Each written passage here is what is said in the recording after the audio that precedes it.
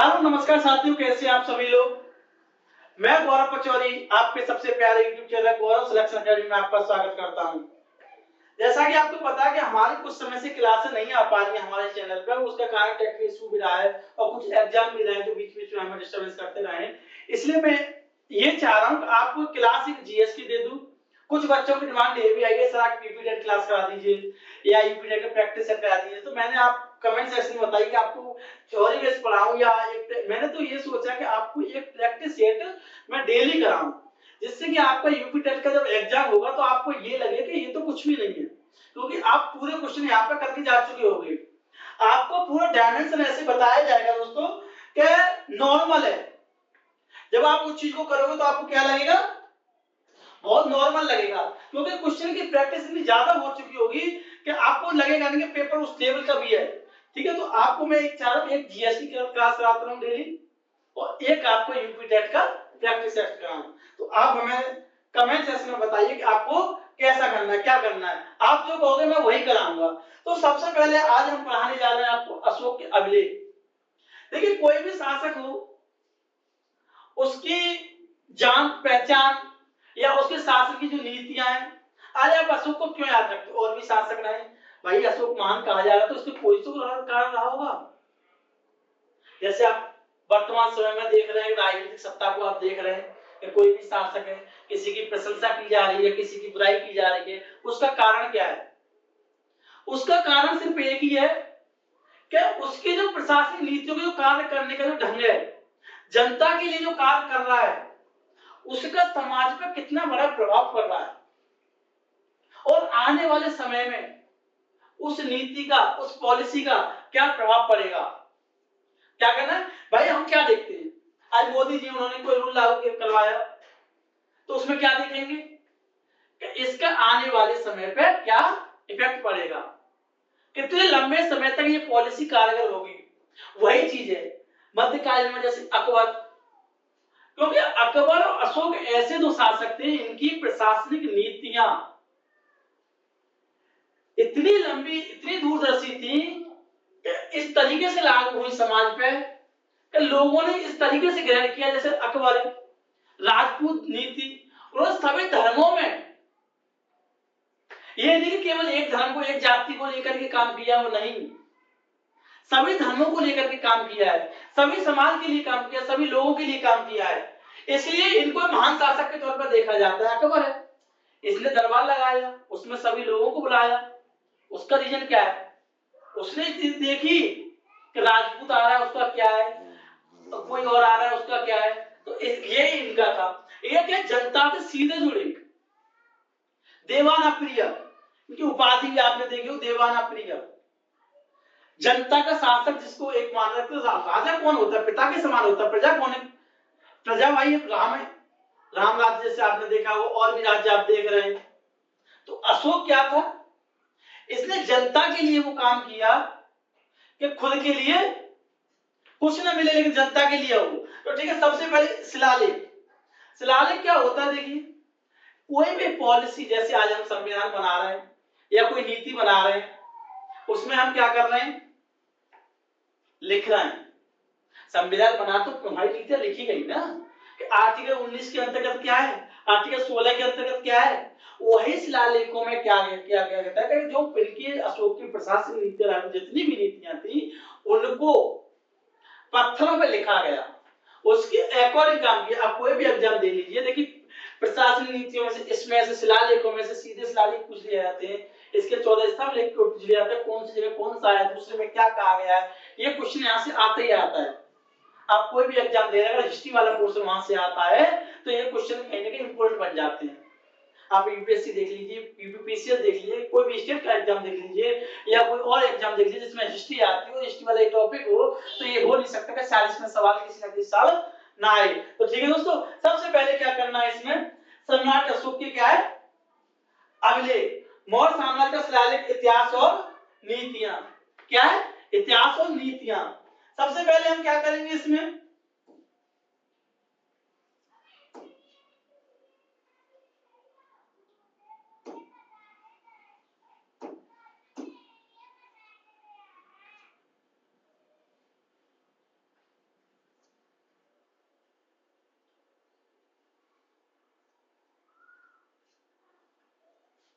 हाँ देखिए, सामान्य शासक, एक सामान्य शासक और एक महान शासक कहे जाने में क्या फर्क है? आपको सबसे पहले देखिए, कांग्रेस की सरकार रही, मोदी की सरकार रही, या स्टेट में देखिए आप किसी की सरकार रही, किसी सरकार को आप महान किस बेस पर कहोगे?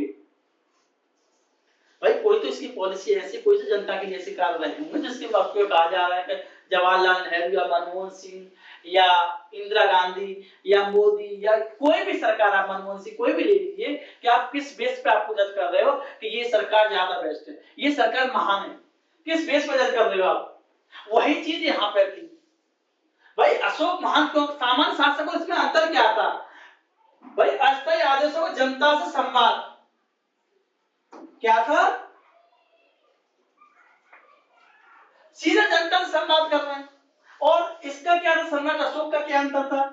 पाषाण साले को स्तंभ स्थायी संदेश, भारतीय इतिहास में पहली बार किसी शासक ने सीधे क्या किया है? अपनी प्रजा से संवाद स्थापित। इसने जितनी भी समस्याएं थी, जितने भी जो आसपास की समस्या निकली, जनता की समस्या इतनी भी थी, सीधा क्या किया? जनता से संवाद किया। एक पिता और पुत्र की भूमिका के निभा में काम किया है इसने। भाई पिता है, उसकी संतान है, तो पिता के लिए क्या होता है कि सभी संतान है, 4 बेटे हैं, 4 बेटी जो भी हैं, तो सब क्या समान है। तो इसने क्या किया? वही किया है, सीधा जनता से संवाद किया है और कल्याणकारी नीतियों को प्रतिबद्ध किया है। भाई इसने देखा कि जनता के लिए सबसे प्रतिबद्ध कल्याणकारी, जिसमें जनता का ज्यादा से ज्यादा कल्याण हो, जितने भी युद्ध हो रहे हैं कम से कम युद्ध हो, हमारी प्रजा सुखी रहे, इसने वो काम किया है। ठीक है दोस्तों, अगला देखते हैं, अगला क्या है?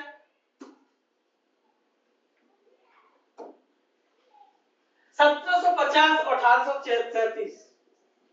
देखिए इसकी जो लिखा गया था, जेम्स ने पहली बार इसकी लिपि को पढ़ा। कब पढ़ा था? पहली बार दिल्ली चोपड़ा अभिलेख को पढ़ने में सफलता प्राप्त की। यह भी तुगलक द्वारा हरियाणा से लाया गया था। देखिए इसके स्तंभों को लिख के रखा गया, कुछ शासकों ने अपने समय समय पर इसको वहां से क्या किया? लाया गया। टी पेंसिलन ने सबसे पहले दिल्ली में अभिलेख को खोजा, इसे तुगलक ने दिल्ली लाया था। मुख्य भाषा क्या थी? प्राकृत और पाली। क्या थी? अन्य लिपियां अरमाइक, ग्रीक, कई क्षेत्रों में थी। जो क्षेत्र जैसे आज भी आप देख रहे हो सामान्य जनजाति के क्षेत्र होते हैं, वही क्षेत्र उस समय भी थे, तो वही चीजें इनकी थी। अगला क्या है दोस्तों? कला और विज्ञान। कला और विज्ञान में क्या है? उत्कृष्ट पशु आकृतियां और मौसम रोधी रासायनिक पौधे। देखिए पहले क्या थे? प्रकृति, प्रकृति से संबंधित जितने भी चीजें बनाई गई, प्रकृति को देख करके बनाई गई। मौसम, पशु पक्षी, आपने देखा हुआ पुरानी आकृतियों के आधार पर क्या उभरता हुआ वृक्ष दिखाया जा रहा है, या पशु किसकी सेवा की जा रही है, कौन सा पशु पाला जा रहा है। ये चीजें बहुत सी थी, क्योंकि लोग प्राकृतिक चीजों से ज्यादा जुड़े थे। टेक्निकल चीजें उतनी नहीं थी जितनी कि आज आप देख पा रहे हो, उतना उस समय नहीं था जितना कि आज है। ठीक है दोस्तों, तो क्या क्या चीजें थी? व्यक्तिगत जानकारी, अशोक का व्यक्तिगत धर्म, रानी कारुबाकी और कुतिवर का उल्लेख। ये कारुबाकी,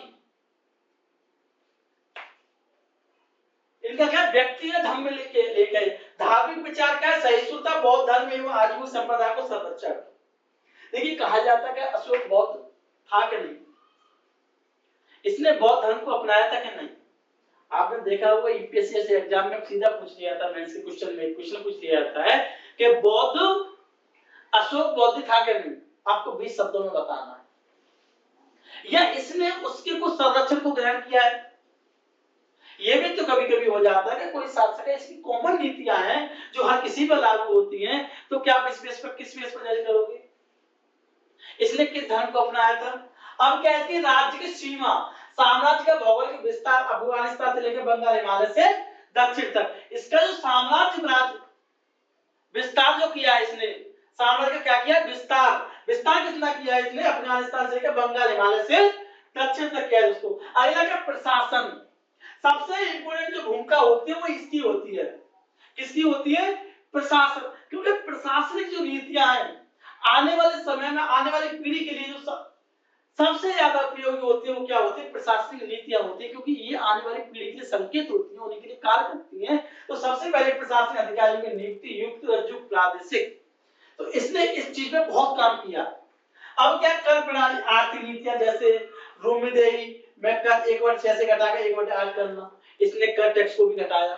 किसी ने 1/4 भी लिया है, किसी ने 1/6 भी लिया है, किसी ने कितना लिया है, रोमिदेही का 1/8 लिया है। ठीक है दोस्तों, अगला क्या है, अशोक के अगले 40 से अधिक खोजे गए, लेकिन आपको इंपोर्टेंट कितने रखने हैं, शिलालेख, राजा के और सामाजिक विचार। अगला का बृहद अभिलेख, लघु शिलालेख, स्तंभ लेख, धम्म की परिभाषा और धार्मिक स्तंभ क्या है, एक पत्थर पे लिखे गए उसके विचार। भाई कोई धम्म कोई अलग चीज थोड़ी है, पत्थर पे लिखी गई उकेरी गई उस चीज की विचार है। बृहद स्तंभ, लघु स्तंभ लेख, गुहा लेख, कौन कौन से, बृहद लेख, लघु शिलालेख और गुहा लेख। अगला क्या है दोस्तों,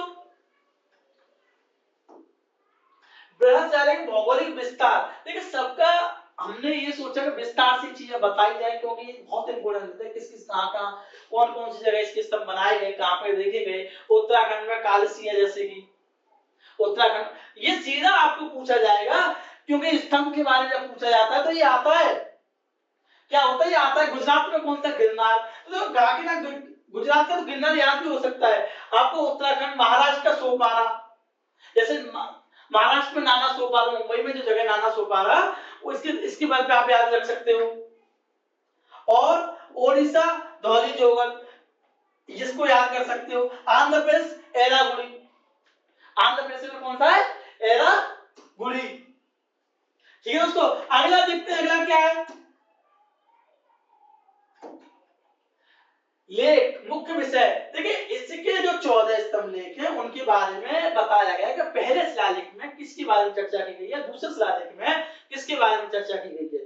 ठीक है दोस्तों, तो सबसे पहले हम ये देखेंगे कि क्या क्या चीजें रखी गई हैं। तो हम ये चाह रहे हैं कि आज छोटी सी क्लास आपके लिए रखें, इसके बाद ये जितने भी शिलालेख हैं उनको विस्तार से आपको कल से चर्चा की जाए, क्योंकि 14 स्तंभ लेकर 13 इसके सभी स्तंभ लेकर आपको समझाने हैं। जैसा कि आप ये देख पाओगे